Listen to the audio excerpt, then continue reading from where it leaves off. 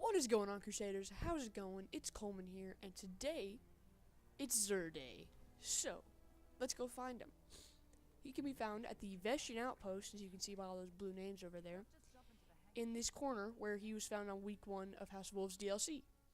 So, he has a pretty good inventory this week if you could not pick up any of the exotic gauntlets, because your luck is terrible, just like mine.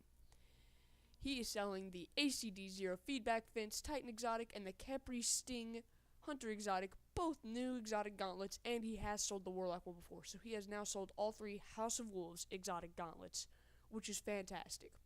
And then he's also selling the Starfire Protocol and the Hardlight exotic auto rifle, but we'll get to those in just a second. First, let's start with the ACD0 Feedback Fence.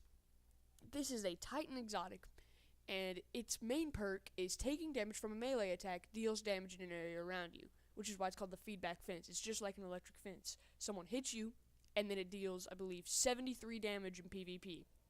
Now, I just saw that somewhere on a video, so that's not 100% certain because I do not have this exotic yet, but count on that being the correct answer. So, basically, if someone hits you, they take damage, and then you can hit them right back and kill them in PvP. But the thing is it still would not take place of any of the other Titan exotics for PvP, such as, like, Armamentarium, or even Helm of Inmost Light.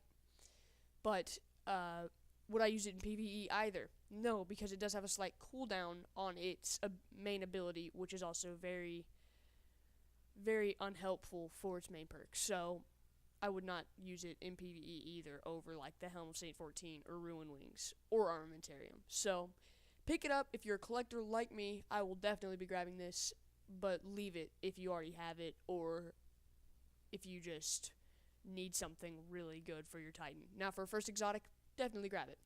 Now then, for the Hunter, we have the Khepri Sting. Its main perk says, gain invisibility after crouching in place for a short time. Melee attacking an enemy from behind while invisible deals 4 times the damage. It also has increased reload speed with primary weapons. I just want to put that out there because that's also an extremely useful perk. So, but the main perk is very situational if you ask me. But the thing about it is that it allows you to do the Stalker perk on the Blade Dancer, squatting and turning invisible, on a Gunslinger. So if you love playing as a Gunslinger, but the Blade Dancer's invisibility abilities are just too useful to you, well, now if you buy these, you can play as your favorite subclass while turning invisible. Now, melee attacking an enemy from behind while invisible deals 4 times damage is so situational. In PvE, the invisibility thing doesn't work very well because they can still kind of sense where you are, so it's hard to get behind them. And in PvP, people can still see you on their radar every 6 seconds, and it's just very, very situational. Definitely pick these up for our first Hunter exotic, though. Oh, man. And if you're a collector, grab them. They're definite pickup, but their main perk sometimes is just not all there. The Warlock Exotic is the Starfire Protocol. These are for a Sunsinger, and they allow you to carry more ammo for heavy weapons and carry more ammo for fusion rifles. Now, heavy weapons is very useful because you could use some other boots that maybe make you carry more ammo for hand cannons, but you still get the heavy weapon perk. Gain an additional fusion grenade is the main perk.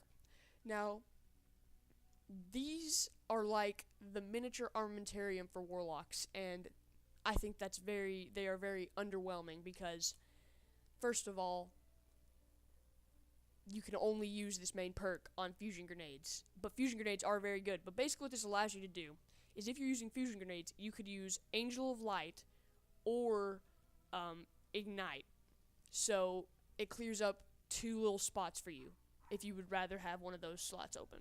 So, pick it up for a first exotic. It's not the best whatsoever, but it does look pretty cool and not half bad, but he has sold it way too many times. The exotic weapon of the week is Hardlight. This thing is really fun. I'll go with that, but the situation that auto rifles are in right now, no auto rifle is good, and that includes this one. This one is just not very good.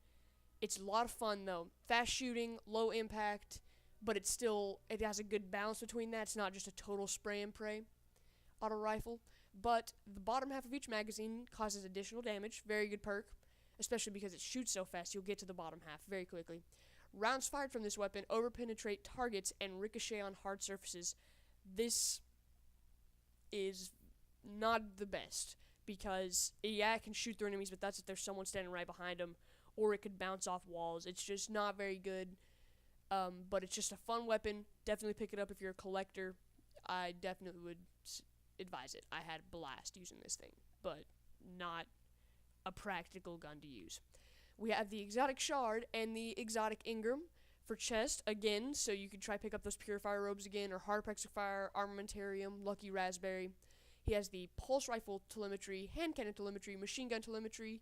Grab those if you're trying to level up those weapons, even though the Gunsmith also sells them. But Plasma Drive and Emerald Coils to upgrade your Blue Sparrows to Legendary Sparrows.